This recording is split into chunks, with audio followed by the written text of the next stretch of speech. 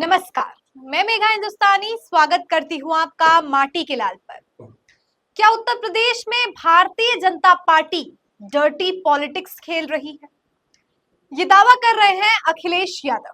अखिलेश यादव ने बकायदा भारतीय जनता पार्टी को टारगेट करते हुए और खास तौर पर ब्रिजेश पाठक के लिए एक बयान दिया है और कहा है कि ब्रिजेश पाठक जो कि उप मुख्यमंत्री है, डिप्टी सीएम है, वो मुख्यमंत्री बनना चाहते हैं और ब्रिजेश पाठक को देश से कोई भी यानी प्रदेश उत्तर प्रदेश में हाथरस कांड का रेफरेंस देते हुए उसके संदर्भ में बात कही गई है कि ब्रिजेश पाठक को तो कोई मतलब ही नहीं है कि प्रदेश में क्या हो, ना स्वास्थ्य व्यवस्था से संबंधित, ना लोगों की दशा को देखकर कोई भी बिल्कुल भी जिम्मेदारी लेने की हालत में इस समय ब्रिजेश पाठक नजर नहीं आ रहे और ब्रिजेश पाठक खुद नहीं चाहते।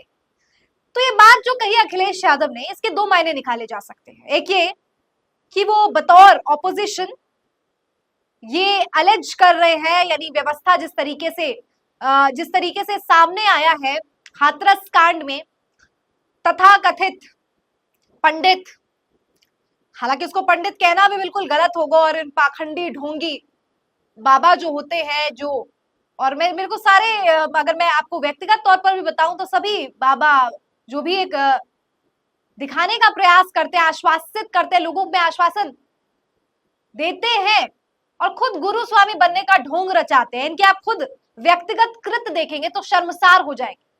जो व्यक्ति गुरु होता है उससे उम्मीद की जाती है कि उसके खुद का निजी आचरण भी गुरुओं की भांति ही, लेकिन ये जो भोले बाबा है उनकी असली सच्चाई बहुत से लोगों ने बताई है कि वो महिलाओं के साथ दुष्कर्म करते थे, बच्चियों के साथ दुष्कर्म करते थे, और उनका खुद का क्या निजी आचरण और चरित्र था, इससे भी पर्दाफाश उठाया गया है। लेकिन अखिलेश यादव ने जो बयान दिया है उसका दूसरा मायने इस भी समझना जरूरी, यानी बीजेपी में आपसी कलह है। उत्तर प्रदेश की राजनीति में अभी लोकसभा चुनाव में जो हार मिला उसके बाद आरएसएस भी बहुत ज्यादा सक्रिय हो गई है और आरएसएस की सक्रियता और योगी की परेशानी बढ़ती जा रही है। खबर यह भी आ रही थी कि उत्तर प्रदेश के मुख्यमंत्री योगी आदित्यनाथ को पद से हटाने की पूरी इस वक्त तैयारी चल रही है। और अगर ऐसा है दोस्तों कि उत्तर प्रदेश में ये बीज डल चुके हैं आपसी कलह के, रंजिश शुरू हो गई है खुद बीजेपी के भीतर खाने से, तो क्या इसमें ब्रिजेश पाठक भी शामिल है? याद होगा आपको, अरविंद केजरीवाल ने भी जेल से जब वो अंतरिम जमानत पर आए थे तब उन्होंने बड़ा आरोप लगाया था कि योगी आदित्यनाथ के कद को घटाने की साजिश भारतीय जनता पार्टी कर रही है। तो क्या अब इसी क्रम में ब्रिजेश पाठक भी चाहते हैं कि मुख्यमंत्री के पद पर वो आ जाए? खैर, इस बार जो नतीजे देखने को मिले हैं उससे योगी की टेंशन तो बहुत बढ़ गई, क्योंकि जातीय समीकरण को साधने में पूरी तरीके से असफल साबित हुए। जिस तरीके से राजपूत, ब्राह्मण और तमाम जातियों ने विरोध करना शुरू किया, उससे साफ पता चल जाता है कि योगी की ठाकुर वाली पॉलिटिक्स इस बार असफल हुई। लेकिन दोस्तों, सबसे बड़ा सवाल यह है कि हाथरस में जिस तरीके से लोगों की जान गई, जो पूरा का पूरा हुआ मामला, जिसमें महिलाएं इतनी रोती बिलखती और क्या तस्वीरें सामने आई। बीजेपी डर्टी पॉलिटिक्स खेल रही है, मैंने वीडियो के स्टार्टिंग में बताया, और इसलिए कहा कि अब भोले बाबा तथाकथित पंडित ढोंगी, उसकी तस्वीर अखिलेश यादव के साथ वायरल की जा रही। अब मुझे ये बताइए कि अखिलेश यादव के साथ ये जो वीडियो वायरल की जा रही है, तस्वीर जो वायरल की जा रही है, क्या भारतीय जनता पार्टी आसाराम के साथ, शीर्ष नेताओं के साथ आसाराम घूम रहा है, मिल रहा है, तो उसकी तस्वीर Bharatiya Janata party, IT cell, 2 रुपए ट्विटर वाले लोग क्यों नहीं वायरल कर रहे?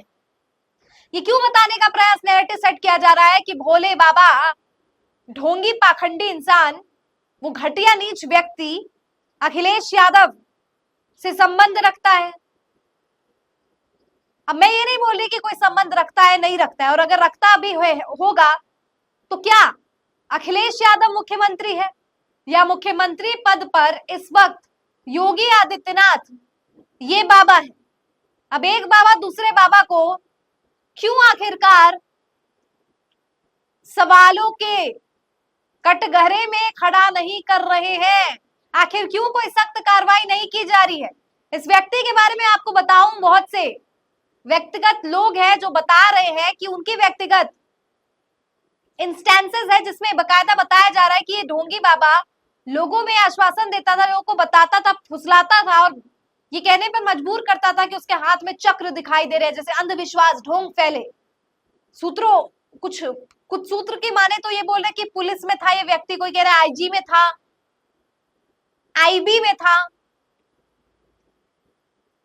बहुत से लोग कह रहे हैं कि इस प्रकार के व्यक्ति, क्या लगता है इसको देख के ये आईबी में होगा। कुछ लोग कह रहे हैं कि हाँ, ये चाहता था कि अपने ढोंग से, अपने लालच से लोगों को मूर्ख बनाए, बच्ची महिलाओं के साथ जो ये बर्बरता कर सके और लोगों में पाखंड फैलाने का काम करे। फट से भाग गया जब ये पूरे का पूरा वाकया हुआ, ये पूरा का पूरा घटनाक्रम में इतने लोग की जान जाती है, लेकिन इस ढोंगी को कुछ भी फर्क नहीं पड़ता। और प्रशासन क्या कर रही है, निकम्मी प्रशासन। अखिलेश यादव ने बहुत ठीक सवाल उठाया ब्रजेश पाठक पे और सीएम योगी आदित्यनाथ पे तो उठाया ही उठाया। और सवाल दोस्तों ऐसे में सबसे बड़ा यही खड़ा उठता है कि प्रशासन की नाकामी ही तो है। मल्लिकार्जुन खड़गे ने राज्यसभा में इस मुद्दे को उठाया था कि महाराष्ट्र और बहुत से ऐसी राज्य हैं जहां पर सख्त कानून अंधविश्वास पाखंड को लेकर बनाए गए, तो आखिर उत्तर प्रदेश में इनको कौन संरक्षण दे रहा है? सवाल मेरा ये भी है कि राम रहीम बेल से क्यों उसको बार बार अंतरिम जमानत, बार बार उसको बेल पर वो बाहर आता है, और आखिर इसका चुनावों से क्या कनेक्शन है? जब भी चुनाव पंजाब हरियाणा में होते हैं तब इसे बाहर कर दिया जाता है। आपको बता दूं दर्शकों कि ये पाखंडी बाबा, ये जो भी ढोंगी लोग हैं, इन सबका राजनीतिक कनेक्शन है और यही कारण है कि राजनीतिक संरक्षण इनको प्राप्त होता है, ये इस्तेमाल किया जाता है ढोंगियों का, और बार बार चुनावों के समीप ही इन्हें जेल से बाहर निकाला जाता है और उसके बाद फिर जेल में डाल दिया जाता है। अंततः इस वीडियो को समाप्त करते हुए एक प्रश्न आपके जहन में छप जाना चाहिए कि ये संरक्षण अगर ढोंगियों को मिलता है तो इससे नुकसान किसका है? आम जनता जो जान गंवा रही है, उस जान गंवाने के पीछे कौन इसकी भरपाई करेगा? अगर राजनेताओं का संबंध इन ढोंगियों से है तो जिस तरीके का व्यवहार, किस तरीके से इनके साथ सलूक करना चाहिए और इन पर कब सख्त कार्रवाई की जाए, ये हाथरस इकलौता ऐसा मामला नहीं है। और जब खड़गे साहब इन महत्वपूर्ण मुद्दों को उठाते हैं तो इस पर क्यों कोई बातचीत भी करना उचित नहीं समझता? कमेंट करके बताइए आपको क्या लगता है इस पूरी खबर पर। फिलहाल मुझे दीजिए इजाजत, धन्यवाद।